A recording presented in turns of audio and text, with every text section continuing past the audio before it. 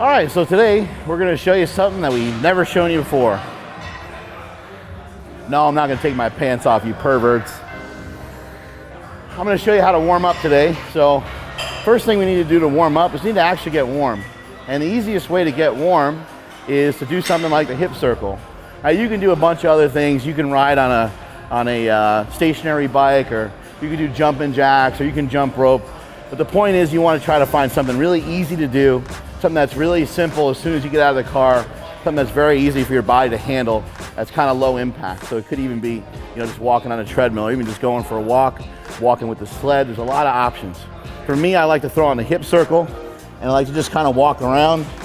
So what I'm gonna do here, a lot of times I'll put the hip circle on and I won't even have scheduled exercises for it. I'll literally put it on and I'll kind of help other people and go around and talk to the different people inside of super training, and that's kind of my warm up. But if you want something a little bit more solid to do, you can kind of do some of these guys. Do about 10 yards down and back.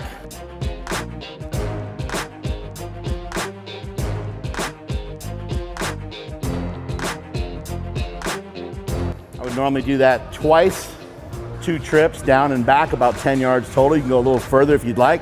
If you'd like to work on your conditioning or get your hips warmer. It's really crucial that you actually get your body temperature up,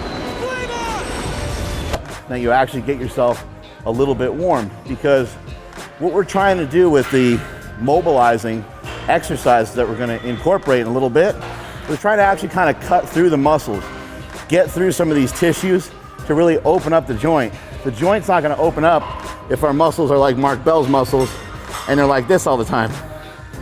They're not gonna really let go and release. So we gotta get the body warm. Now we're just gonna go backwards. Make sure you don't run into anybody. Make sure you don't fall.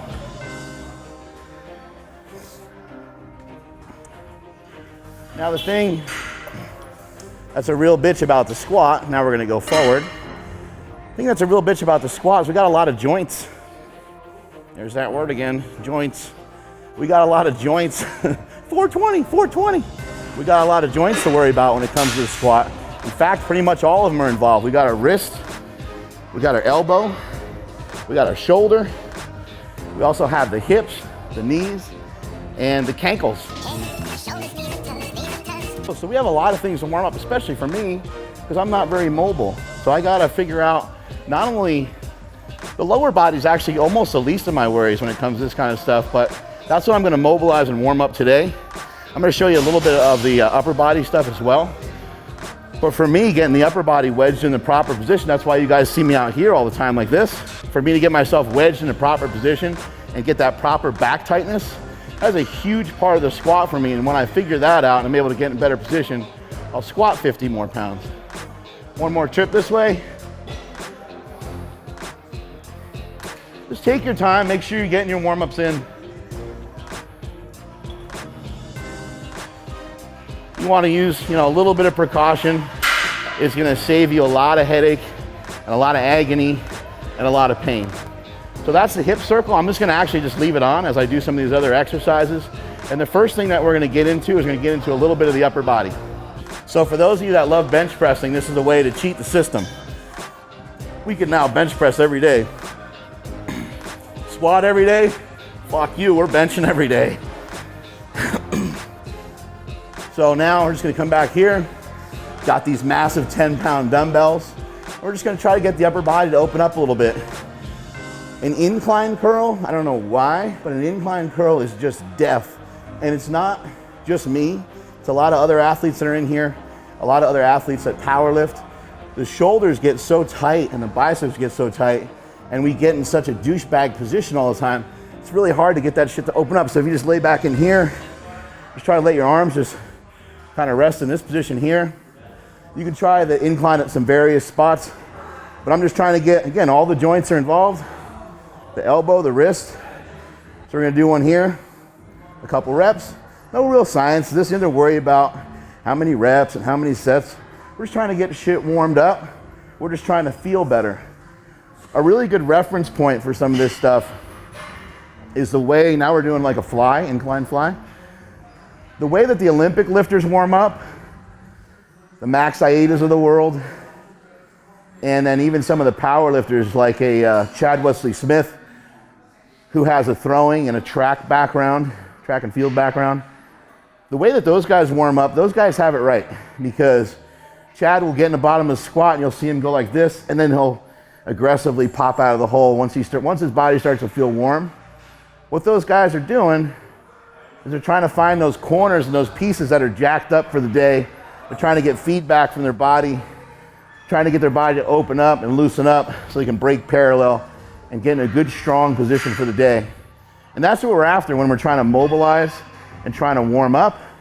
We're not necessarily trying to become a lot more mobile. We're trying to simply open ourselves up so we're in a better position for the day. Those of you that have been lifting for years and have started to acquire some muscle mass, you'd be surprised how much tension that a simple incline curl puts on your biceps and your shoulders. You're just in here trying to keep the head back, do a couple reps. This doesn't take that much time. It may seem like we're taking a lot of time, but this isn't taking a whole lot of time. All we're looking for, 8 to 10 minutes total. I'm gonna pop that back down and do a flat bench. Grab these guys again. Weights don't matter too much. Something that will force our arms back behind our body. And even while we're doing this, we can still, again, keep that tension on the hip circle so that we're still activating the hips. And I can feel a lot of the tightness through the hips. Do this as a press, still getting the elbows, or you can kind of come out wider and do it as a fly. Whoop. If you want to get into doing some body weight exercises, be very easy right here to incorporate some squats. Thing to keep in mind in the squat, the best squatters in the world move their hips the most efficiently. There's no flaw in their game. There's no shame in their game. There's no flaw. There's no meaningless motion.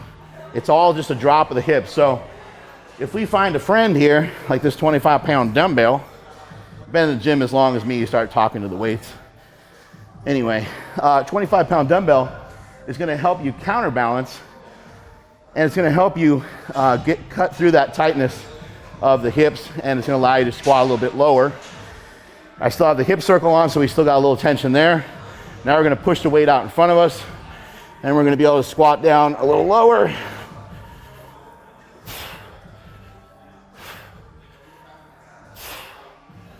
Now we got the shoulders involved, we got the hips involved. The kettlebell works a little bit better than this. I just grabbed this because this is what was there. There's a lot of options when it comes to warming up for the squat. You got something like a goblet squat. Goblet squat, we're gonna get in here like this, and we're trying to get the elbows to push the knees out and trying to pull the chest up. Trying to really stack our shoulders kind of on top of our hips. Very painful movement. You don't want to sit down there too long if you're not mobile. Do a couple seconds at a time, 20, 30 seconds at a time. And you can kind of go back and forth between doing this guy here and squatting down more.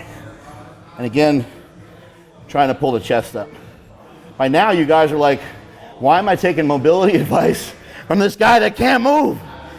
But it's important. It's important to get your warm-ups in. So we've done a bunch of stuff already. Now we're going to do about 2 movements to mobilize the hips and hamstrings, and we're getting right into the squat. So now we're going to work on mobilizing the hip, mobilizing the hamstring. What I want you to keep in mind is there's really no wrong way to do this, and there's really no right way to do this. All you're trying to do is have the band here, distract the hip, distract the joint a little bit, You're just trying to get some movement. It's not that complicated. Try to find the spots that hurt. Not like you're in total, any sort of crazy pain or anything, but try to find the pieces and the corners that are tight and that aren't moving and sliding and gliding the correct way, and stay in that pocket for a few minutes. We want to do about 2 minutes on each leg. That's kind of the minimum. If you want to sit in there for a little bit longer, that's fine too. I don't suggest that you spend a half an hour on your warm-up though, in terms of this kind of stuff. Half an hour on the squat rack makes sense. Half an hour here doesn't make sense. You want 8, 10, maybe 12 minutes at the most to get you into your main sets for the day. So we're gonna go here. We're gonna hike it up into the groinage area. Watch out for your kibbles and bits. Some may have more trouble with that than others. So all we're gonna do is, this first movement is gonna mainly be the hamstring. I'm gonna walk away from the rack and I'm gonna get some good tension on the rack. You want enough tension on the rack to where it feels like it's gonna pull you backwards. I have to have this leg back like this to stabilize me. Otherwise I feel like I'm gonna fall. So all we're gonna do is leg is bent. No tension on the hamstrings right now. We're gonna bend down. Now we got a little tension on the hamstring, but the leg is still bent. We're just gonna straighten the leg out, and we're just gonna find comfortable ranges. If this is all you can do, then that's all you can do. For me, I'm not that tight behind the knee, so I can get into it a little bit more. What you're gonna notice is, as I do it for a minute, or a few seconds, I can work my way further and further towards the ground. Just trying to hang out in here. We're also trying to take the thigh bone. We can try to not make it any more complicated than it really is. Trying to take the thigh bone and trying to take the hip and the ass muscle and trying to jam everything all into one spot. So we're gonna try to twist a little bit, and we're trying to push the butt muscles basically kind of through, push the bone of the thigh through the ass muscle there. And you can see how I'm starting to shake a little bit and starting to twerk. It's exactly what you want. You want it to be a little bit difficult. You can do this with a real flat back and do it real rigid and try to get into here. Or you can do it with more of a rounded back. My back doesn't round all that much. Kind of hard for me to round my lower back. We're just trying to move around. Again, no wrong or right way. You can move your foot positioning around. You can go out with a wider stance here. You can come into here. Now I'm starting to feel the hamstring more out here. Just try to get into some different spots. That's about 2 minutes on that leg. Before we switch, we're now just gonna get into the hip. And I am gonna end up over here. Had to figure out where I was gonna end up. So now we want, again, it doesn't have to be that scientific, but we want the band trying to pull us out and trying to pull us back. So I'm gonna walk this way here. I'm gonna get my knee to here. Boom. This foot's gonna stay up. The side with the band is the side that's gonna stay up. It could also be down. It's kind of a different stretch. We'll show that some other time. I'm just gonna take my foot and try to bring it out here. And now I'm just trying to get everything to stretch and staying in here. You can move around as much as you want. Those of you that are watching are probably much more mobile than me. This might be a lot more fun for you. We're really trying to get that knee to be up nice and upright. And you're trying to sink the hip down below it a little bit, just like we would in a squat. Trying to get the back to open up a little bit. Trying to get the hips to open up a little bit. Trying to get the groin to open up. You can push the knee out. You can push the knee in. Literally do whatever you'd like. If you want to get more tension, all you got to do is walk further away from the rack or walk more sideways, kind of out here like this, and it will pull the knee out a little bit more. And now you have a slightly different, has a much different feel when you're here, because now it's really pulling my knee that way. For those of you who have trouble getting your knees out in the squat, this would be a really good one. We're going to mobilize the Achilles tendon / ankle, or open up the ankle joint a little bit. If I say something wrong from a doctor-y standpoint, then just fuck off or disregard it, because I don't know what I'm talking about when it comes to that stuff. I'm not a very technical person, so excuse me if I've said some shit backwards. It's definitely highly possible. And I probably definitely have a couple times. So we got a little bit lighter band right here. You're just gonna choke it around the rack like yay. And now we're gonna come through here, get your fat foot through there. For me, I like to get this just around the kneecap right here. Gonna walk away. We're just gonna get a little bit of a stretch. It's kind of hard to find the stretch. You wanna keep trying to drive your knee over your toe. And then you wanna try to Elvis it a little bit. Move the knee around a little bit so you're stretching. To get that to open up a little bit better, we're gonna put this 10-pound plate down here like this. And now we got something that's gonna kind of shield us and prevent us from going forward, and it's gonna get more of a stretch in the ankle and Achilles tendon, all the way through the calf. Again, you wanna do it on both sides. A lot of times this is number one culprit for getting really forward on your knees and having your heel come up in the bottom of the lift. That and your hamstrings. We showed you how to stretch your hamstrings already. So that's the way that we mobilize the lower body. Obviously we do both legs. Minimum 2 minutes on both sides. I'm gonna show you a little bit of stuff for the upper body, and then we'll be into squatting. Again, remember the upper body is really, really crucial when you're talking about doing some squats. So this isn't really a mobilization exercise more than it is an activation exercise, I guess. Just trying to pull this into some different positions. Just trying to get our shoulders to move around. Also too, keep in mind when you're warming up, this is a chance for you to go to check your whole body. This is a chance for the check engine light to come on and say, holy shit, my elbow really hurts today. Then you might need to voodoo floss it. Or, oh my God, I didn't know my calf hurt that bad from the pickup game of basketball I played the other day. Whatever the case is, you're gonna probably find some, not that I would play basketball, but you're gonna find some shit that probably hurts you may not have been aware of if you just came in and just started squatting, and then you get to 405 and maybe you end up with an injury. So it's a good chance to check yourself before you riggedy wreck yourself. We're just kind of pulling here, call it a face pull, call it a row. The further away you get from the rack, the more distance we have, the more tension we can get. We can kind of focus in on what we're gonna do when we squat, which is pull our shoulder blades together and down. So you pull our shoulder blades together and down. It doesn't take long. 15, 20 reps, 1 or 2 sets, and you're ready to go. So a lot of people do like band pull aparts, and a lot of people take the band and they'll put it kind of back behind their head. Well, years of benching has left me pretty wrecked, so I can't really do it that way. I have to kind of do it more like this. For those of you who've had rotator cuff surgeries, those of you that can only bench press with a slingshot on, try something a little bit more like this that'll allow you to wave them in the air like you just don't care. The further away you get from the rack, the more stretchy poo you get. Remember, all joints are involved in the squat, so we can get into the wrist right here now, dump this into our fingers. We're also got the elbow, right? Page 43, everybody. So now we can get into everything. See, my wrist is pulled back.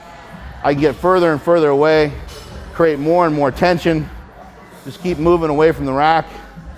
And for me, that's a pretty deep stretch.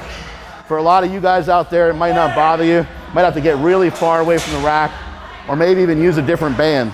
But I'm feeling that in my wrist, I'm feeling that in my shoulders, I'm feeling that across my pecs, and I'm definitely feeling a lot in the elbows. You might want to try to get a little blood flow into even the elbow before you start your squat. So I'll do this. This is a little bit more of a time thing rather than just like a rep thing. Again, hang out on here for 2 minutes or so. Maybe go one side at a time. Now with this arm down and back, I'm getting the elbow and the shoulder. This arm up in the air, I'm getting the shoulder and elbow in a different way. We can switch. This might look wacky and weird. But that's okay, there's no wrong or right way to mobilize this stuff. Remember kids, there's no such thing as a non-functional movement. I hate when people talk about functional fitness. What the fuck does that mean? Anything your body can do is a movement that your body can do. You can either do it or you can't. Get a little blood in the elbows.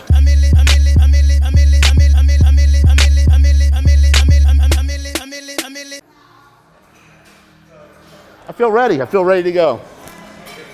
Every week is gonna be different.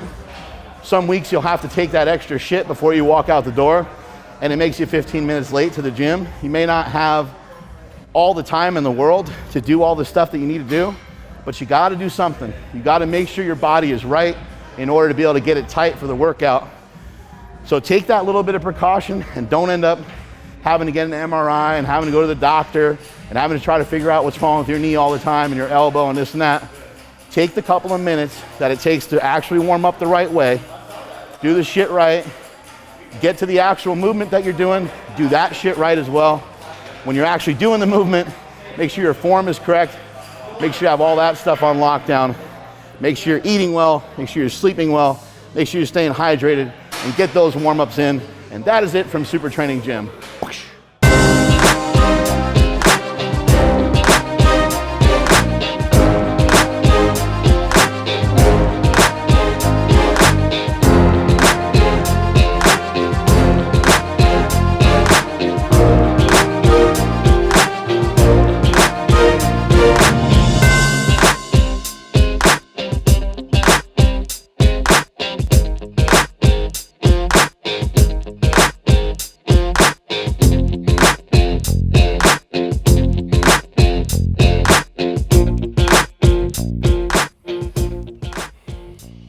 Leave us a like or you're off the team. Leave a comment down below. And if you want to watch other videos from the strongest gym in the West, click right here. If you want the best lifting gear in the game from howmuchyoubench.net, click over here.